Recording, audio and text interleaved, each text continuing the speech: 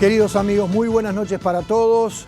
Damos comienzo a recta final, este trabajo, este espacio periodístico que hemos estado realizando desde antes de que comenzara este ciclo electoral para llevarle a todos ustedes cada uno de los pasos que nuestro sistema político iba dando hacia el punto final, que de alguna u otra manera fue el domingo pasado con una confirmación en la presente jornada, porque hoy se confirmó en definitiva que el presidente electo de la República es Luis Lacalle Pou y la vicepresidenta electa de la República es la escribana Beatriz Argimón.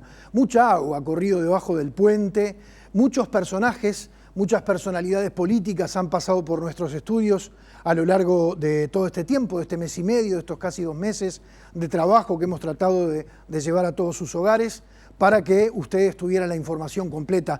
Pero todavía falta, porque ahora entramos en una etapa de particular importancia, que es el armado de un gobierno, tarea que está desarrollando ahora el presidente electo Luis Lacalle Pou. Pero este país tiene un gobierno. Hasta el 28 de febrero hay un gobierno que gobierna hasta el último día, así lo ha dicho y creo que así debe ser.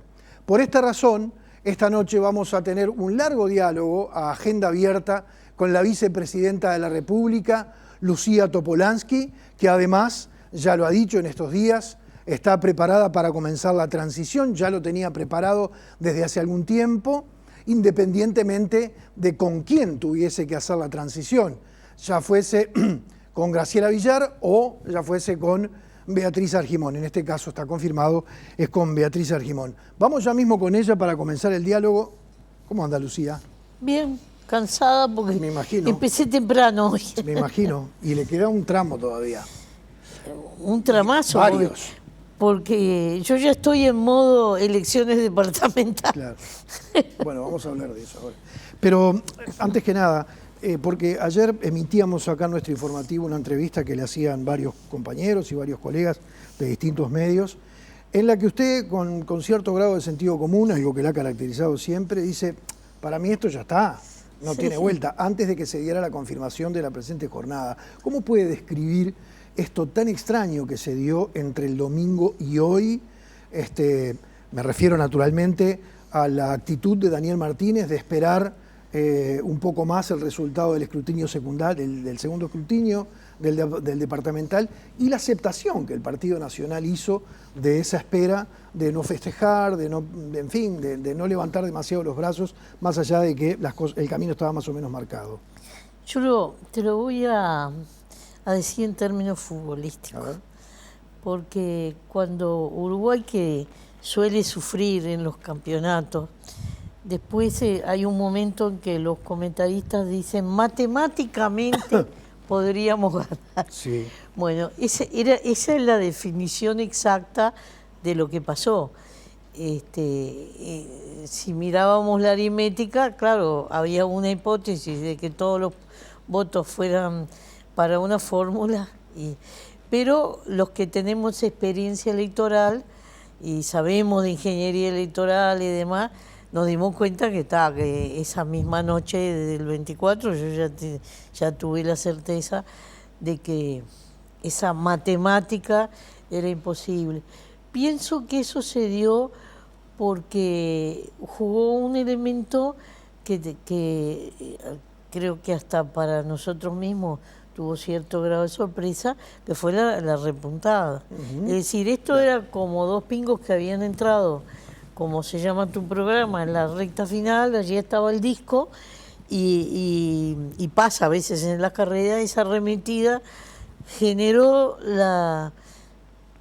¿cómo decirlo?, la ilusión o la posibilidad casi tangible, porque en realidad la diferencia no sé cuánto va a terminar siendo, pero pienso que va a rondar alrededor de los 20.000 votos.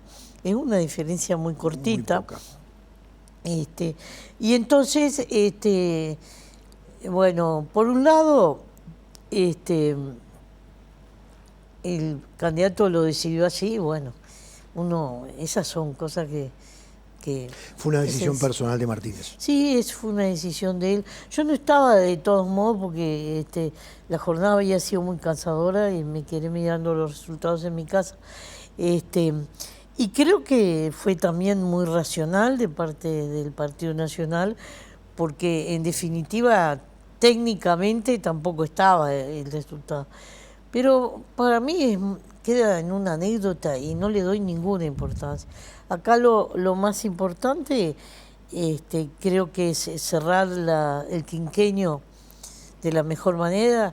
Es verdad, quedan 2 meses y medio para cerrar la legislatura y 3 meses para cerrar el gobierno, porque hay un desfasaje de 15 días.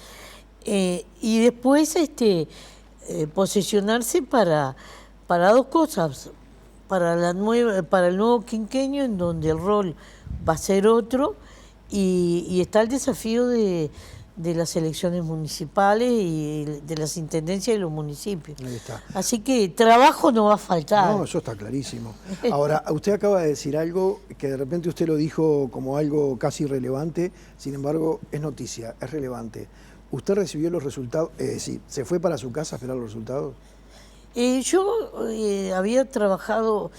Usted no sabe lo que yo milité para estas elecciones. Porque no, me imagino. En realidad yo casi no salí en los medios de prensa, no tuve oportunidad, no me llamaban. Y como no había salido la ley de partidos, tampoco había una posibilidad de reclamar espacios. Pero nosotros, como sectorialmente, hicimos 307 actividades para la interna, 700 para octubre, y ahora me falta el número definitivo para esta. Pero yo salí todos los días, desde que empezó la interna hasta el 24. Siempre, y me preguntaban, ¿estás cansada? No pienso. Voy a pensar después del 24. Claro. Entonces, los días de las elecciones son días en que los compañeros están llamando esto, lo otro. Hay detalles que resolver, miles, y bueno... cuando llegó, tampoco había ido el resultado del 27 de octubre, por la misma razón. Claro. No, ¿tampoco? No, tampoco fui. Lo miramos desde casa, porque estamos veteranos. No, eso Acá está claro. Pero etario. como uno está acostumbrado a verlos durante tantos años, siempre al pie del cañón, la verdad al pie del cañón estuvimos siempre. No estoy poniendo en duda eso. Pero digo, capaz que estamos en el terreno de lo anecdótico, que también forma parte de esto. Pero claro, no ver a Lucía Topolansky en la noche de los fallos, iba a decir, como un carnavalero, en la noche donde se está esperando el resultado del primer escrutinio. ¿Mujica también estaba en su casa? Sí, estábamos los dos. Es algo raro. Estábamos en la Catrina, pusimos el televisor y ¿No era desánimo?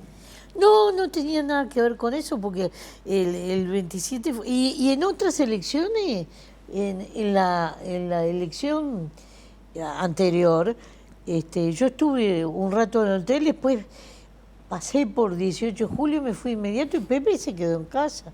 Porque, ¿qué pasa? Ahí ya está todo el pescado vendido, no hay más nada que hacer. En términos de militante le estoy hablando, ¿no? Sí. Entonces, para mí es una cosa... No tiene ninguna importancia esto. Bien. Yo se lo cuento porque fue lo que hice. Ahí está.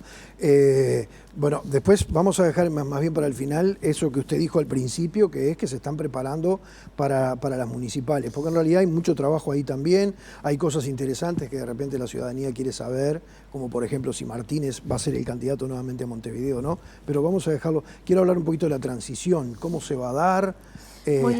Tenemos una larga tradición republicana. Hace como 2 o 3 meses, en un consejo de ministros, el presidente planteó que era necesario empezar a preparar todo para una transición. Por suerte, el Uruguay es una cosa que yo comparto totalmente, no tiene, como se dice, no se puede repetir un candidato, por suerte. Así que transiciones hay siempre. Claro. No importa a quién se le transfiera, siempre tiene que haber una transición, ¿no? Porque claro, cuando es el mismo candidato, que pienso que el mecanismo debe ser diferente. Entonces él dio con mucha antelación esa indicación. Nosotros a nivel del Poder Legislativo, ya hace más de un mes, que a la altura del 27 de octubre, tenemos pronto el balance del Senado, el balance de la Comisión Administrativa. Con la Cámara de Diputados no tenemos nada que ver porque es otra administración. Y tenemos la rendición de cuentas de cómo marchó la Comisión de los 100 años de restauración del Palacio. Y ya sabemos cuáles son los funcionarios con los que seguramente quienes se ingresen tengan interés de conversar. Y el martes próximo a las 15 horas va a venir la candidata electa, y no sé si viene sola o con alguien. Y también le pedimos que enviaran a alguien, porque como la legislatura termina hasta el 28, Claro. quien va a organizar las ceremonias del 15 y del 1 es la administración saliente. O sea que eso le toca a ustedes, organizar la ceremonia. Entonces nosotros le pedimos que mandaran alguno para ver qué formato querían y que esa persona trabajara con el personal del Palacio. Ahí está. Lucía, acaba de decir algo que también parece interesante, ¿no? Aunque es un tema, no es de coyuntura, es un tema totalmente atemporal, pero te dijo, por suerte, no hay reelección en yo Uruguay. no soy reeleccionista, a mí no me parece que el sistema uruguayo funciona bien. Es decir, si hay un presidente sobresaliente, siempre tiene la oportunidad, salteando un periodo, de repetir. Eso fue lo que pasó con Sanguinetti, lo que pasó con Vázquez. Y hay otros que quisieron repetir y no pudieron. Es decir, que es un laudo interesante de la población, pero el problema es que el presidente no es solo el presidente, es él y todo su entorno. Entonces, cuando se mueve y aparece otro, el entorno también varía. ¿Le afecta el aire? Sí. Vamos a apagar un poquito el aire, que si no, no nos llega al final de la entrevista. Pero un gobernante no necesita más que 5 años para desarrollar la tarea que se propone. Yo no creo que precise más. Y no lo creo por una razón concreta. Si vamos a ver el tiempo que uno precisa para desarrollar, capaz que me quedo 50 años. Yo lo que creo que el talante de un gobernante tiene que ser, yo subo estos escalones y el que sigue apoyándose en lo que construí seguirá subiendo, y eso es la verdadera política de Estado. Sí, pero el tema es que, por ejemplo, ahora se está dando un cambio muy, muy sustancial, porque vamos a ver qué es lo que sucede, pero naturalmente que la base ideológica de la calle Pou es totalmente distinta a la que ha tenido el Frente Amplio y sus dos presidentes, Vázquez y Mujica. Sí, pero fíjese esto. Nosotros en estos 15 años de gobierno cambiamos la matriz energética del país. Yo no creo que nadie, ninguno de los candidatos que estaba en juego, se le hubiera pasado por la mente ir para atrás, desarmar los molinos, la biomasa, la fotovoltaica. No, porque eso es una plataforma formidable para seguir para adelante. Nosotros dejamos armada una plataforma formidable. Están todas las PPP de las carreteras funcionando, y hay una cantidad de tramos de carretera de ellos, muchísimos puentes y cruces. Bueno, diría que la situación vial del país está completamente transformada. Eso da pie para seguir más. Y no creo que ningún candidato tenga la intención de ir para atrás.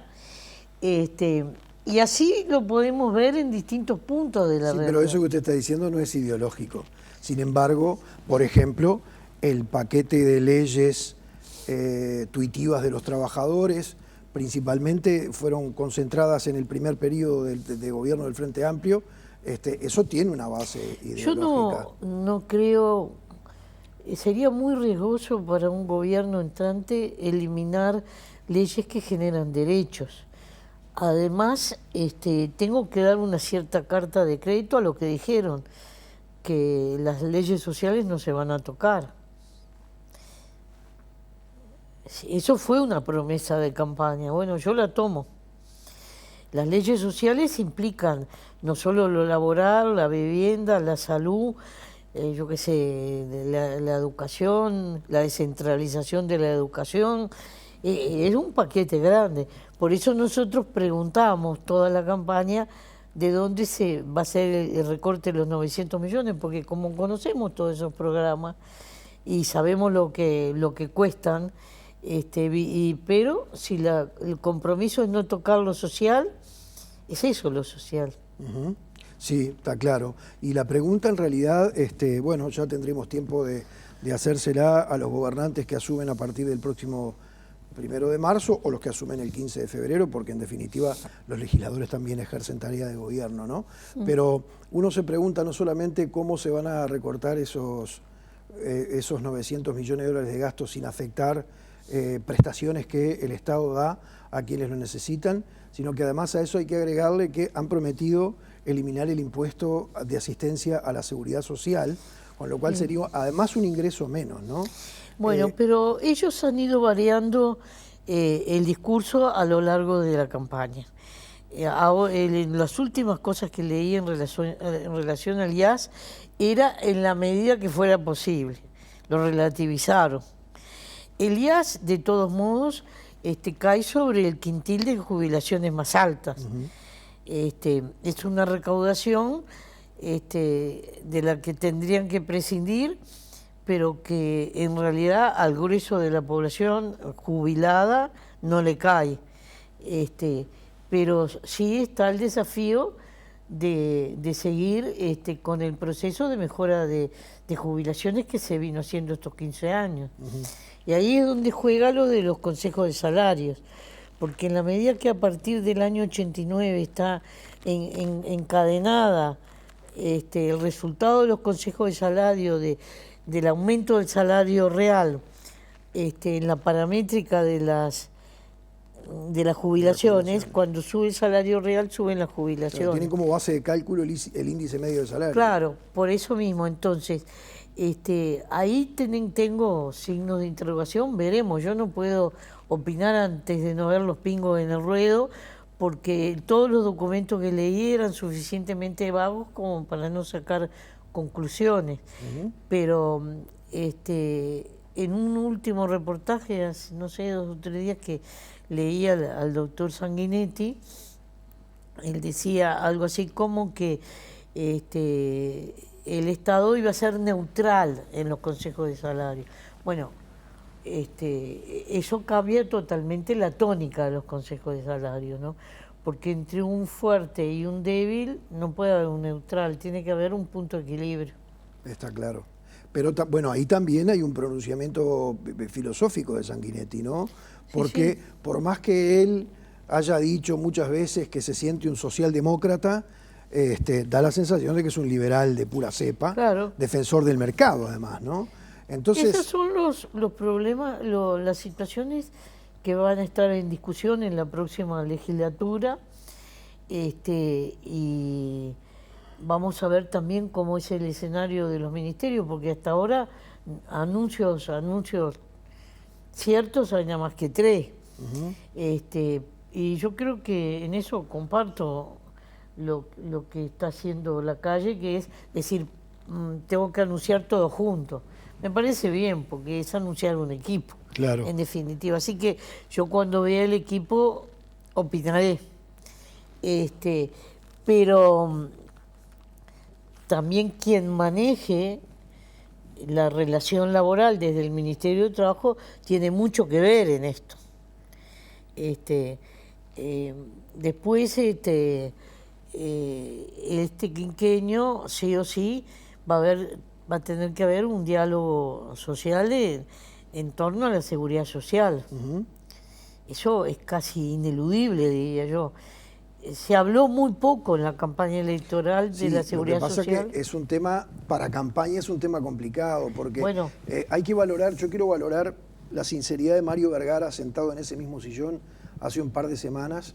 Cuando terminábamos la entrevista yo le preguntaba cuáles iban a ser sus prioridades en caso de que ganara el Frente Amplio y él fuera el ministro de Economía, y marcó como prioridad, no solamente que marcó como prioridad la reforma de la Seguridad Social, sino que la verdad que tuvo un acto de sinceramiento encomiable, porque ningún político que aspire a conquistar el voto de la gente, o pocos políticos que aspiren a conquistar el voto de la gente se atreven a decir es inevitable subir la edad de jubilación, va a haber que trabajar un poco más, porque además es lógico, el ser humano vive más, el ser humano, la ciencia nos ha permitido tener una vida más larga y con mejor calidad de vida, porque no es cuestión de estirar la vida y estar uno en mal estado de salud, ¿verdad? Claro. Entonces, yo, ese es un tema que he pensado bastante y la vuelta del equilibrio de la seguridad social en un país que no tiene demografía, porque ese es el drama que tenemos,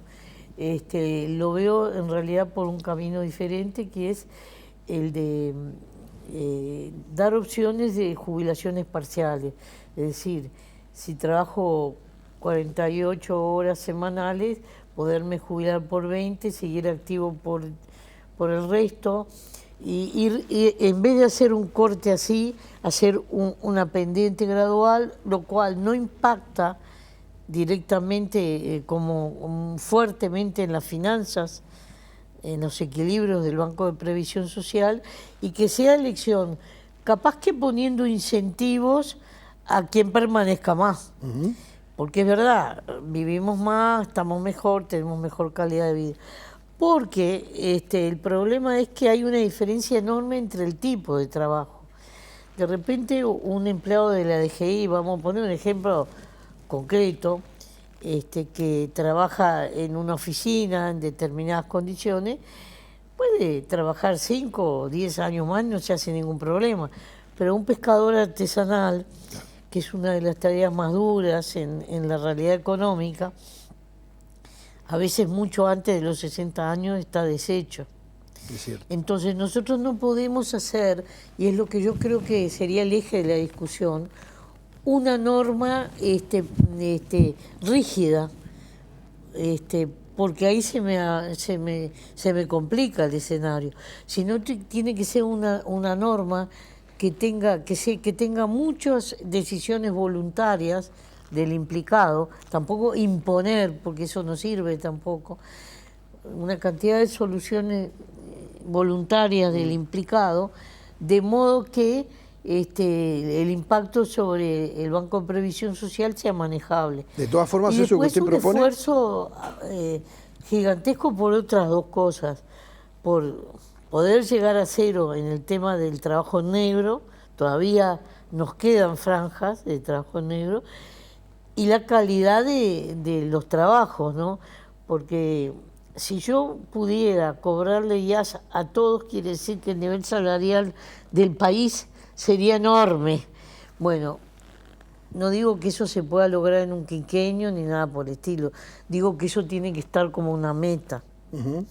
Entonces, la mejora de los salarios, por tanto de los aportes al banco, porque yo preciso los mejores aportes de activos para mantenerlos pasivos, el funcionamiento de los consejos de salario, la flexibilidad en opciones que yo pueda hacer graduales, me permiten a mí generar ciertos equilibrios que fortalecerían al banco, sin tener que ir a decisiones tan drásticas. De todas formas, digo, ese mecanismo de jubilaciones parciales al que usted se refiere, de alguna manera es un mecanismo combinado con la elevación de la edad de trabajo, porque en definitiva... Sí, pero yo estoy hablando voluntario. De voluntario, porque yo tengo esto en la realidad hoy. Tengo gente que se jubila, después trabaja en negro para complementar. Bueno, no, que trabaje en blanco. Además hay una realidad que también la comentaba, la cifra que comentaba Vergara el otro día, es que el promedio de edad de jubilación hoy en día está en los 64 años. Sí, la gente o sea que siguen trabajando. Muchas veces no le interesa, se siente bien para seguir activo. Entonces, por eso mismo tiene que tener un carácter opcional, porque Por eso yo le puse estos ejemplos de trabajo, porque son realidades que están, y si yo pongo un límite fijo, va a haber alguno que se perjudique. Claro. En cambio, si yo doy esa opción, todo lo contrario, si yo estoy convencida que si yo doy la opción de elegir a partir de los 60, ¿no? Estamos hablando. Sí, claro. De los 60 y 30, ¿no? Si yo doy la opción de elegir, estoy seguro que va a haber un número importantísimo de gente que alguna siga, alguna haga medio horario y otra se jubile y tome la opción de poder tener otro trabajo con aportes. Y eso me da un equilibrio en el sistema y nadie va a estar contrariado, porque eso puede ser una cosa construida colectivamente. Pero también tengo que cuidar el impacto del salario real sobre las jubilaciones, claro, porque a partir de la reforma del 89 eso está absolutamente encadenado. Y eso tiene otra consecuencia, y es que si el salario real se me detiene, por tanto se me detiene el crecimiento de las jubilaciones, de inmediato el mercado interno, que es donde circula la plata de jubilados y activos, o el grueso del dinero de jubilados y activos, inmediatamente siente el impacto. Y ese mercado interno está lleno de pymes. El del kiosco, el del almacén, el feriante, el de la tienda, ¿no? Está lleno de pymes. Entonces es una cadena. Ahora, si yo logro que los equilibrios se mantengan por este método, que personalmente pienso que es lo mejor, yo no impacto para ahí. Todo lo contrario, porque yo en paralelo tengo que hacer el esfuerzo de llegar a negro cero y de llegar a mejorar los salarios, ¿no? Entonces todo lo contrario, ayudo al mercado interno. Está claro. Porque en este país, que somos 3,5 millones de habitantes, el grueso de la población o vive de un salario o vive de una jubilación. Rentistas netos, yo no creo que me sobran los dedos de la mano para encontrarlos en la realidad uruguaya. Habrá algunos, yo no digo que no. Bueno, depende, porque el salario es una renta. No, pero por algo está grabado. Yo me estoy refiriendo a otro tipo de renta, ¿no? A quien pudiera vivir de acciones, de alquileres. La especulación. Sí. Son todas cosas lícitas las que le estoy nombrando. Sí, está bien, pero... porque la palabra especulación se asocia a veces con cosas no tan lícitas. Entonces, esto es algo que yo, cuando miramos los problemas del agro, lo tengo muy presente, porque, por ejemplo, el grueso de los tamberos, muchos de los arroceros, tienen que rentar el predio donde trabajan. A veces en las discusiones con esos sectores, ese tema de esa renta no aparece y es una de las cosas que castiga más, tanto al tambero como al arrocero. Y sin embargo hay alguien que capaz que vive de 2 o 3 de esas rentas, ¿no? Sí, está claro. Y no arriesga nada, riesgo cero. Y incluso hay una publicidad en la radio que lo escucho siempre y siempre pienso lo mismo, que es de negocios ganaderos. Invierta y no se embarre los pies, dice. Todavía te lo señala. Bueno, pero yo no creo que el volumen de gente que esté en eso sea exorbitantemente grande en Uruguay. Entonces, cuando las políticas públicas se tienen que mirar en el grueso de la población, por eso todos los salarios. Ahora, las políticas no solo pasan por ahí, sino hay una cantidad de bienes públicos, y eso son las políticas sociales, ¿no? Tener una salud pública que funcione bien, como pasa en este momento, con buenos servicios, es un bien público que ayuda a todas las familias.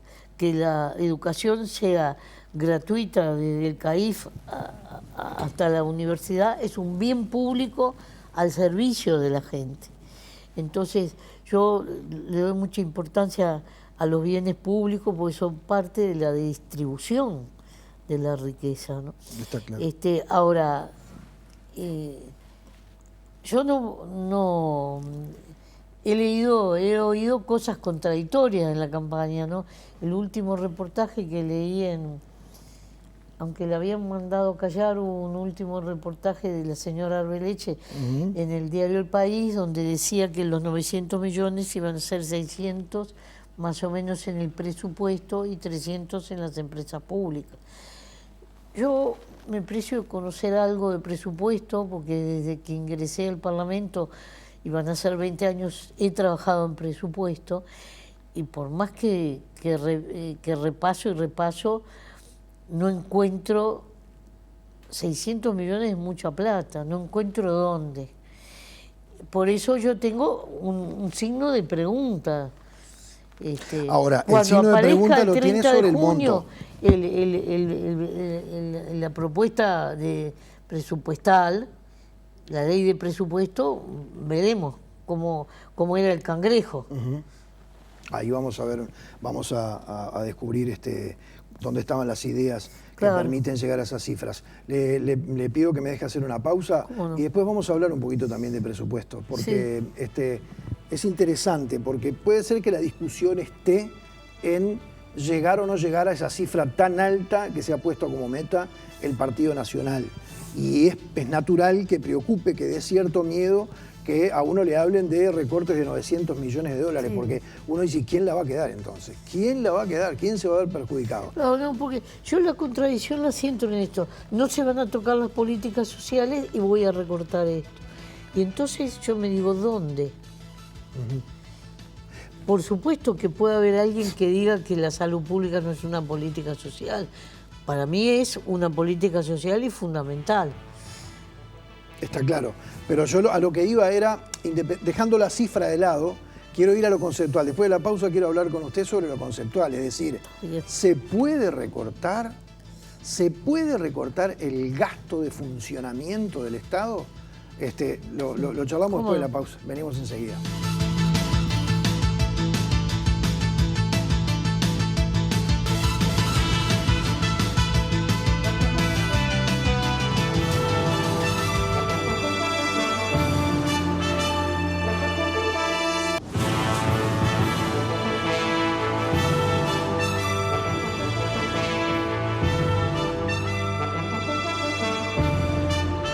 Seguimos adelante en esta recta final. Había quedado, Lucía, una pregunta pendiente. Olvidémonos de la cifra y la pregunta es, ¿hay para recortar? En el presupuesto de la Administración Central, que es lo que llamamos la ley de presupuesto, es prácticamente imposible recortar. En recursos humanos, el grueso de los recursos humanos están en 3 organismos: Educación, Salud y Policía. Y creo que ahí nadie se puede plantear eliminar vacantes, porque esos organismos son siempre demandantes. Después, los gastos de funcionamiento de un hospital, de un comedor escolar y demás, son los justos. No le damos caviar a los chiquilines en las escuelas de tiempo completo. Son los justos, es decir, y pienso que el problema, que la situación no es caer en fideos con salsa de tomate todos los días, ¿no? Hay dietistas, hay dietas balanceadas, así que ahí yo no lo veo. Los otros rubros del inciso son muy pequeños. Es más, hay ministerios como el de turismo que en realidad tendría que tener un plantel mucho más grande de gente trabajando. Sin embargo, es un ministerio pobre, le voy a decir. Los inspectores de trabajo, los negociadores en todos los conflictos laborales, tampoco los puedo reducir, porque entonces yo me pierdo parte de la función del ministerio. No, está claro, los inspectores menos que menos, porque están faltando. Claro, están faltando, por además, ejemplo, para inspeccionar el verdadero cumplimiento de la ley que protege a los trabajadores rurales. Y Bueno, Mujica lo sabe muy bien porque lo ha planteado en sus discursos. claro. Cuando asumió Bueno, dijo allá en la soledad del campo. sí, claro. Por eso mismo yo digo, en el presupuesto nacional miro del revés y del derecho y no encuentro dónde, porque se ha usado una palabra que no dice nada, eficiencia del gasto. Bueno, hay un TOCAF, hay un Tribunal de Cuentas, se hacen licitaciones. Yo sé que las licitaciones son mecanismos lentos, pero es el mecanismo que tenemos en el Estado. Por ahora no hemos encontrado otro más eficiente. Y después el que perdió impugna. Y después yo tengo un precio y tengo que hacer la compra con ese precio, ¿no? Entonces, allí lo que se puede mejorar no llega ni por las tapas a ese número, ¿no? Ahora, yo la quiero llevar al terreno de las señales. ¿Qué importancia le da usted a las señales? ¿Por qué le hago la pregunta? Sí. Porque a veces nosotros tememos que la gente crea que estamos en el chiquitaje por preguntar lo que yo le voy a plantear ahora. Pero sin embargo, uno mira, conversa con la gente, lee las redes sociales y es un tema que está presente. Por ejemplo, ¿por qué tenemos un parlamento bicameral si no hay un rango jerárquico de senadores sobre diputados? Punto uno. Punto dos, los gastos del Parlamento. Porque, por eso hablé de señales, ¿no? No, porque sin mire, duda que con retirar eso, del gasto de prensa a los legisladores no vamos a arreglar el país. Pero son para nada. señales. El Parlamento unicameral o bicameral es una discusión política de otro orden. Yo que soy partidaria del unicameral, como es Costa Rica, es un país bastante similar a nosotros, lo pienso por otras razones. Lo pienso más bien por razones de que estamos ubicados en el... Pero si fuera unicameral tendría que tener más de 99 representantes, probablemente. Hasta podría... En realidad la unicameralidad también se puede dar por cuestiones de rapidez a la hora del tratamiento de los proyectos Exactamente, de ley. en el siglo XXI nosotros tenemos tiempos parlamentarios, yo lo siento eso.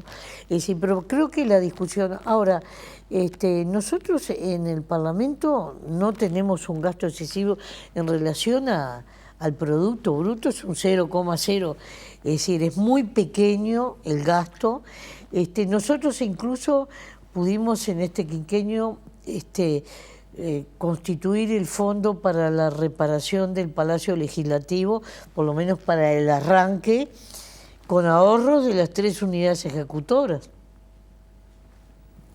¿No? El ahorro de la Cámara de Senadores, de la Cámara de Diputados y de la Comisión Administrativa, con esos ahorros, porque hicimos más... ¿Cómo lograron ese ahorro? Con eficiencia de la gestión, porque no debemos olvidar que hay un personaje nuevo en el Estado uruguayo que se llama GESIC, y la GESIC ha introducido en todos los organismos, algunos están más adelantados, otros un poco más atrasados, todo lo que es el expediente electrónico, la informatización de una cantidad de cosas, y la lógica ha cambiado muchísimo. Entonces eso ha permitido ganar en una cantidad de cuestiones de eficiencia, y esos son ahorros que se han generado. El ahorro en papel, por ejemplo, para ponerle el ejemplo, nosotros hay cosas que ya no imprimimos en el Palacio, que antes era imprescindible porque no existía la red de Internet. Y en ese mismo contexto, en ese mismo marco, ¿por qué no eliminan la partida de órganos de prensa para los legisladores? Sí, hemos estado discutiendo eso, yo no tengo ningún problema, porque además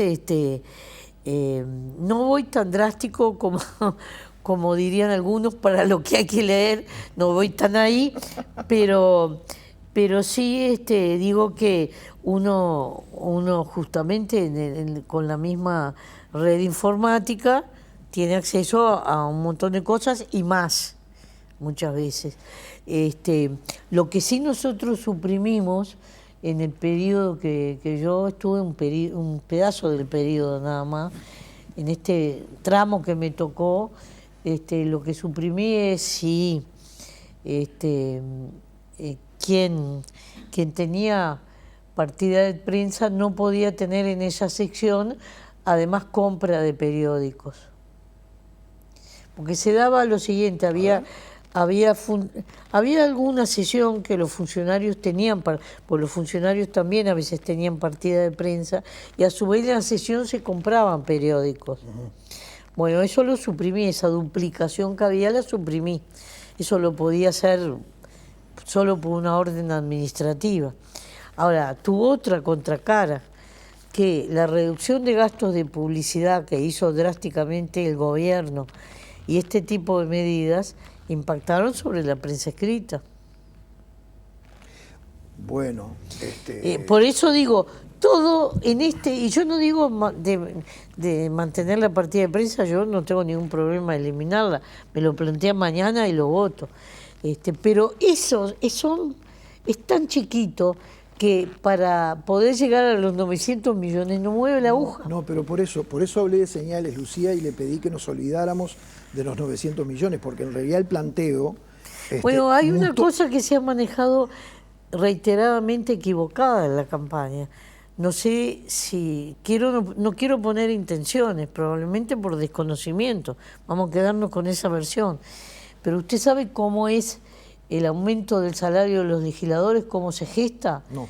Una legislatura que termina, como antes de que se dé la elección, cuando no se sabe cómo va a ser el nuevo Parlamento, fija el aumento de salarios de la siguiente legislatura. Bueno, ese mecanismo a partir del gobierno de Valle se eliminó y ninguna legislatura le está marcando a la siguiente el aumento, y el aumento que tienen los salarios de los legisladores es el porcentaje que se fija para los funcionarios públicos.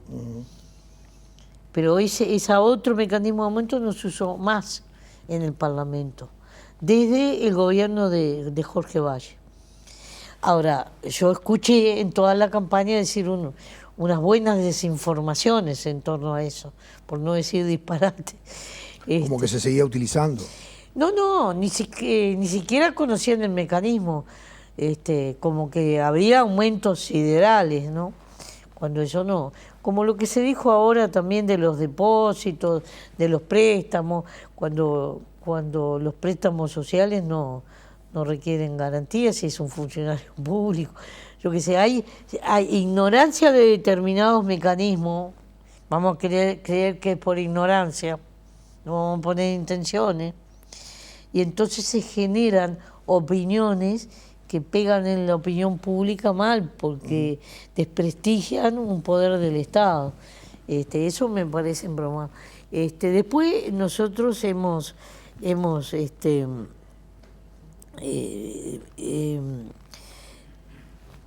reducido nuestra plantilla de funcionarios también en el Poder Legislativo. ¿Por la vía de no cubrir vacantes? Por la vía de reestructurar, sí, no cubrimos vacantes, pero no... que no echaron a nadie. No echamos a nadie, pero al ir haciendo determinadas reestructuras, yo hice todas menos una que no me la votaron, pero eso dio más eficiencia a los servicios, reorganizó, entonces no fue necesario cubrir una vacante. No es, tengo 3 trabajando y dejo 1, porque eso resiente el servicio, sino eso tiene, para que sirva, tiene que ir en paralelo con una reestructura, de modo que realmente acá yo precise solo 1, y entonces yo ahora cuando deba dar la rendición de cuentas públicas van a aparecer esas cosas. No quiero decir un número porque a esta hora de la noche ya estoy cansada y me puedo equivocar, pero eso lo hemos hecho, pero después el presupuesto tanto del Senado como la Comisión Administrativa como la Cámara de Diputados son presupuestos que se aprueban con mayorías especiales, no son mayorías sencillas como el presupuesto nacional. Entonces, en la última rendición de cuentas, yo había planteado unos cambios estructurales que no obtuve la mayoría especial. Nosotros teníamos la sencilla nomás. Claro, está claro. Es decir, que todo eso que se dijo después supone, en el caso del Parlamento, conseguir las mayorías especiales. Ahí está. A propósito de mayoría, con esto ya cambiamos de tema. ¿Cómo se imagina el funcionamiento, la dinámica de aprobación de leyes en el próximo Parlamento, cuando en realidad, a ver cómo podemos decirlo, esto se puede mirar desde distintos ángulos, el Frente Amplio sigue siendo la minoría mayor? Sí, es la minoría mayor, ¿tá? Sí.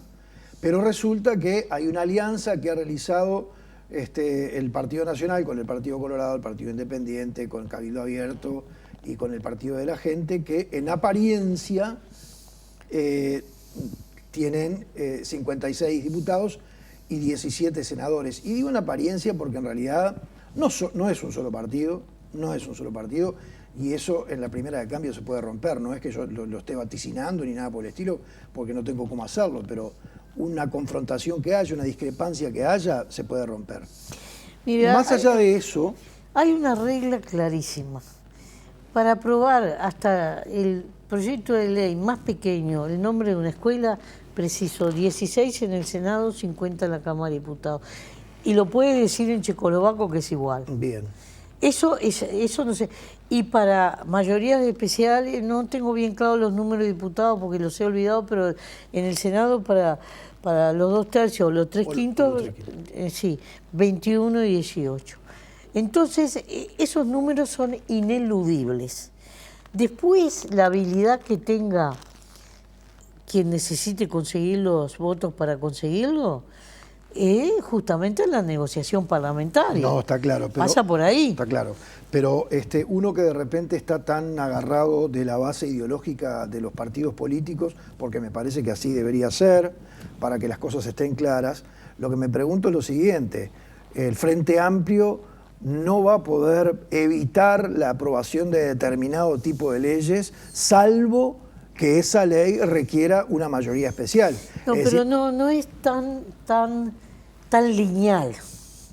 Es probable que algunas cosas que se aprueben nosotros estemos en desacuerdo, pero nosotros siempre tenemos la posibilidad de proponer agregar un artículo, de proponer cambiar una redacción, de mejorar un proyecto, de modo que capaz que no sale como nosotros hubiéramos querido, pero sale mucho mejor de lo que vino. Y eso es lo que se hizo todos los 15 años, porque nosotros negociamos los 15 años y escuchamos. No es cierto que nos cerramos a la banda, eso no es cierto. Y a veces tuvimos que conseguir votos también, ¿no? Entonces, esa es la gran tarea del Parlamento, que va a ser más compleja en un armado de una coalición electoral, porque no es una... Yo soy parte de una coalición, tengo experiencia en coaliciones, 49 años de coalición. No, sí, pero la diferencia es que esa es una coalición permanente. Y comparece toda junta a las elecciones. Claro, y es permanente. Esta se formó después de la elección. Por eso digo, no es electoral sencillamente. Bueno, la habilidad que tenga el Partido Nacional, que es el que va a conducir esa elección, de esa habilidad dependerá de que esa coalición permanezca o se fracture. Es así de sencillo. Y en general, ¿cómo ve a la presidenta? No quisiera estar en los zapatos de ninguno, del que tenga que armar ese puzzle. Pero bueno, complicado. Es lo que hay. Es complicado, porque además había, no sé ahora en qué quedó, porque la verdad que a veces uno se siente un poco sorprendido, fundamentalmente con el Partido Independiente. A mí el Partido Independiente, la actitud del Partido Independiente realmente me sorprende, porque dice ser de izquierda y no ganó la izquierda, no ganó las elecciones la izquierda. Entonces a veces uno queda un poco desconcertado, pero le quería preguntar... Pero esa pregunta se la tiene que contestar. Sí, claro. Miguel. No, esto es un comentario, no es una pregunta. ¿Cómo ve a Beatriz Argimón? ¿La ve con vocación articuladora, negociadora, con cintura? Yo coincidí con ella, fue directora del INAU, de esa gestión no tengo recuerdo, y fue diputada, pero nunca estuvo en la coordinación. Así que como articuladora, como es, no tengo la menor idea. Sus compañeros de partido dicen que logró determinadas unidades dentro del partido. No lo pongo en duda, pero una cosa es las unidades dentro de un partido y otra cosa es negociar con 4 partidos más y donde hay algunos tigres difíciles ahí adentro. ¿Por ejemplo? Y cualquiera se puede dar cuenta mirando el espectro. Prefiero no no individualizar. ¿Manini? No, hay tigre difícil, varios, no es el único. Me están pidiendo una pausa. Vamos a hacer una pausa y después vamos a hablar un poquito de lo electoral, ¿no? Del futuro que se viene. Venimos enseguida.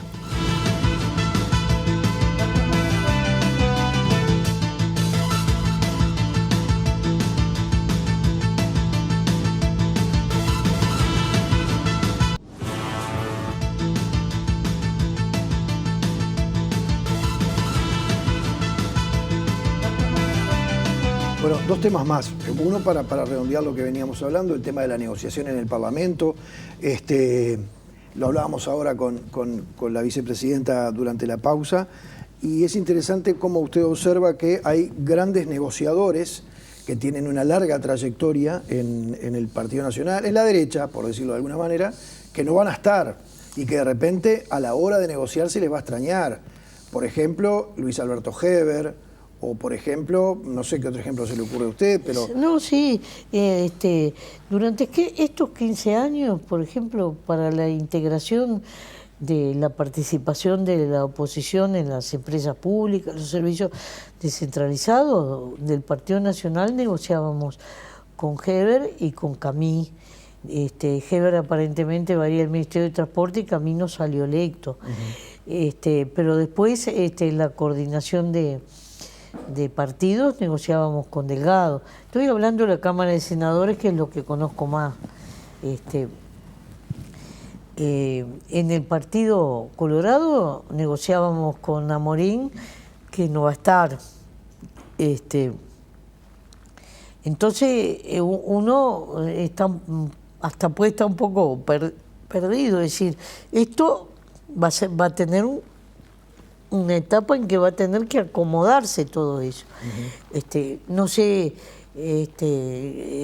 quiénes van a ser los coordinadores de las bancadas en la reunión de coordinación de partidos, que nosotros le hicimos religiosamente, ¿no? Todo este tiempo, cuáles van a ser los operadores, porque es un parlamento mucho más fraccionado. Es cierto. Entonces, todo eso, ahí se verán las habilidades. Y esos pingos se ven en el ruedo, es imposible verlos afuera. De todos modos, nosotros tuvimos un ofrecimiento del PNUD, vamos a hacer en la primera quincena de febrero, apoyándonos en un convenio que tenemos con la Universidad de la República, el Parlamento y el PNUD, una preparación para los legisladores, y uno de los puntos que se pone es negociación. Porque es evidente que hay que capacitarse en negociación. Pero esa capacitación para legisladores nuevos no se da cada vez que empieza una nueva legislatura. Con estos convenios con el PNUD. Por lo menos lo que yo tengo visto desde que estoy ahí. Pero esta legislatura tiene muchos cambios dentro de los partidos viejos, diríamos, y hay partidos nuevos, claro, con legisladores que nunca estuvieron en el Parlamento. Entonces, es más importante en este momento que en otros. Está claro. Lucía, dejamos para el final esta última etapa con la cual el sistema político uruguayo termina el ciclo electoral que comienza con las elecciones internas. Me refiero a las municipales de mayo. Usted apenas llegó, dijo, bueno, ahora todavía me queda trabajar para las municipales. Sí, porque yo me coloco cada vez que estoy en un trabajo, me coloco en concentrarme en lo que viene. Por eso le dije que estoy en modo intendencias ahora. ¿Va a ser candidata de nuevo? No, no voy a ser, no. ¿Está descartado totalmente eso? Sí, totalmente. Yo creo que los tiempos tampoco sobran, porque alrededor del 7 de febrero tienen que ser las asambleas departamentales para proponer los candidatos. Son hasta 3 por partido. Entonces estamos entrando en diciembre. Nosotros en el Parlamento podremos trabajar hasta alrededor del 10, del 12, y entre eso y las fiestas queda un tramito. Enero es un mes difícil y va a haber que trabajar, es decir, porque son 19 elecciones más el tercer nivel de gobierno, ¿no? Con el tema de las candidaturas, ¿el Frente Amplio ya ha resuelto algo? No, no si van a tiene ser nada múltiples, resuelto. si va a ser con uno No, solo. no, todo en lo Montevideo, porque todo lo que anda por ahí es opiniones, probablemente opiniones personales, especulaciones de prensa, pero el Frente todo lo tiene en la agenda y lo empezará a tratar en el próximo tiempo, pero todavía no ha discutido nada.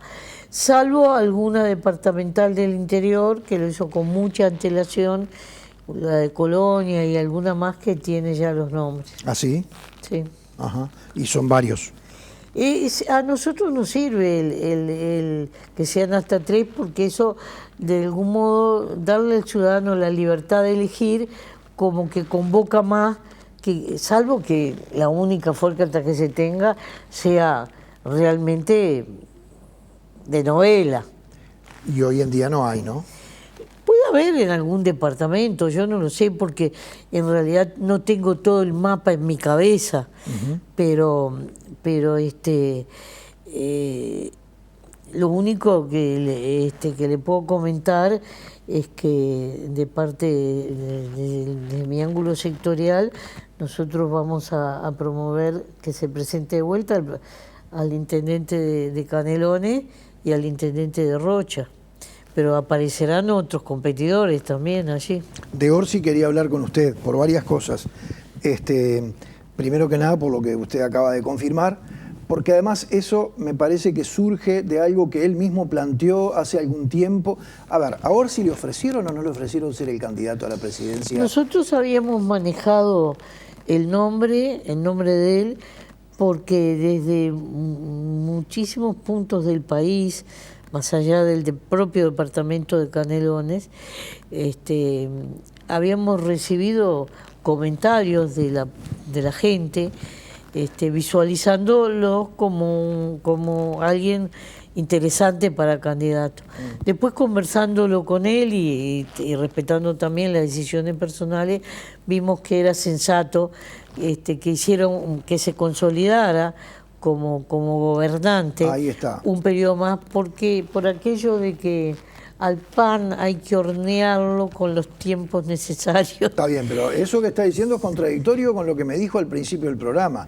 ¿Por qué puede ser reelecto el intendente y el presidente no? Un intendente necesita 10 años para la gestión y el presidente... Porque la legislación tiene una...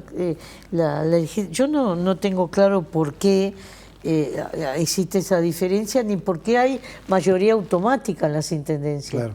La mayoría, se quejaban algunos de que durante 15 años la ciudadanía nos dio la mayoría absoluta y en las intendencias es automático. El intendente siempre va a tener mayoría. Eso, cuando se discutió la Constitución Naranja, se habrá puesto por alguna razón. No tengo claro el tema. Capaz que sería mejor que no hubiera reelección y capaz que sería bueno que ahí también que hubiera alternancia, que es la palabrita de moda, y que ahí hubiera, la mayoría hubiera que ganarlas. Pero bueno, eso es una discusión constitucional. Bien, volvemos un poco a Orsi, porque usted acaba de decir que prácticamente es seguro de que va a ser candidato para un segundo periodo. Como pero sector... él lo había planteado en su momento. Tengo entendido que cuando le hablaron la posibilidad de ser candidato a la presidencia, él dijo, tengo cosas para hacer todavía en Canelones. Claro, por eso nosotros manejamos el nombre, porque uno cuando empieza a conversar maneja una panoplia de nombres. Bueno, después se tomó esa decisión y entonces, en el caso de él, nosotros no, por lo menos sectorialmente no tenemos prácticamente nada que discutir. Y lo mismo en el caso del intendente de Rocha, de Aníbal Pereira. Después nosotros estamos a mirar todo el resto de los departamentos. ¿Y Montevideo qué ideas hay? No tenemos todavía ninguna definición. El nombre de Daniel Martínez está flotando, ¿no? No tengo idea, no he podido hablar con Daniel, creo que él se va a tomar unos días de licencia, pero yo pienso que hicimos bien de salir de aquello, eh, costumbre que tenía el Frente de que Montevideo tenía que ser un solo candidato. Me parece que eso nos perjudicaba y pasamos a que pudieran ser varios, y yo creo que ganamos cuando pasamos eso, y creo que eso lo tenemos que mantener, eso como concepto general. Y bueno, y junto con la figura o las figuras para la intendencia, tenemos que pensar en los municipios, porque los municipios cada vez tienen un papel más importante en la vida social y política del país. ¿Por qué puso énfasis en política? Porque no es simplemente una acción social la del intendente, no es un vecino que te recoge la basura, es alguien que planifica una política de ciudad o de departamento o de territorio. ¿Va a haber más municipios? ¿Va a haber una nueva modificación para que haya más municipios? Yo en creo todo el país ahora? que no, nosotros ahora no vamos a aprobar ninguna ley de ese tipo porque en realidad nosotros vamos a levantar el receso porque hay algunas leyes que ya pasaron por las dos cámaras, pero en la segunda cámara hubo unos pequeños detalles y vuelven a la tercera, están en tercera cámara, para decir si se aceptan o no esos detalles. Esas son 4 o 5 leyes, por lo menos a nivel del Senado, que hay que prolijar porque hay que rematar, y después hay 3 o 4 leyes que en la coordinación de partidos del lunes 2 vamos a ver qué ambiente hay para darles la sanción completa. Está claro. Eso sería así. Y con eso se cerraría la legislatura. Aprobadas hasta el día de hoy tenemos 526 leyes. Esas 526 leyes, mandé a hacer un trabajo. ¿En el periodo? En el periodo, en el quinquenio, para clasificarlas. Porque no es lo mismo el nombre de una escuela que una ley presupuestal, claro, o de rendición de cuentas. Entonces, las voy a hacer clasificar por orden de importancia de la ley, las que son de reformas estructurales, las que son de derechos, eso va a ser parte del informe, porque tanto para cerrar el periodo y para los legisladores que entran es muy bueno tener esa información. Después vamos a hacer un listado con las leyes que quedaron a medio camino, porque siempre se tiene la posibilidad en una nueva legislatura de desarchivar un proyecto. Claro. Esas leyes van automáticamente a archivo, pero se puede pedir el desarchivo. Puede haber algún proyecto que interese que se plantee desarchivarlo. Ese es mi trabajo de transición, ¿no? Porque yo estoy en ese mundo sí, de las leyes. Está claro. Ahora, no sé cómo llegamos a esto, ya me perdí. Pero creo que nosotros tenemos un trabajo importante hecho y que es bueno que la población lo conozca, porque a veces la población no tiene muy claro cómo es la elaboración de una ley, su proceso, y si realmente al final se termina aprobando. O no, claro. Entonces esto me parece importante visualizarlo, hasta didácticamente importante, ¿no? ¿Por qué no se ha promovido? Bueno, lo hizo este canal en algún momento y creo que fue una cosa muy interesante, justamente que va en sintonía con eso que usted acaba de decir, la televisación de las secciones parlamentarias. ¿Se hace por internet? Sí, lo tenemos por internet. Eso tiene que ser, porque no hace tanto que está, tiene que ser objeto de una evaluación.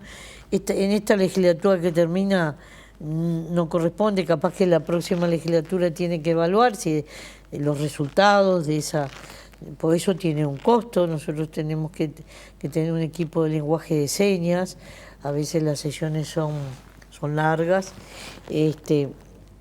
muy bien, eso hay que evaluarlo, y si conviene que sea por otros medios que no sea internet. Pero hoy por hoy en Uruguay, con el cableado de la fibra óptica que tenemos, que esa es otra de las fortalezas que dejamos después de estos 15 años, 70% del territorio nacional está cableado, lo que falta es muy poquito, con la conexión del cable submarino que nos da una velocidad de banda y un ancho de banda que lo envidian los vecinos, y con el Plan Ceibal, que ha difundido el conocimiento básico de la informática en este país, acceder a mirar una sesión es relativamente sencillo. Es fácil, sí, es fácil.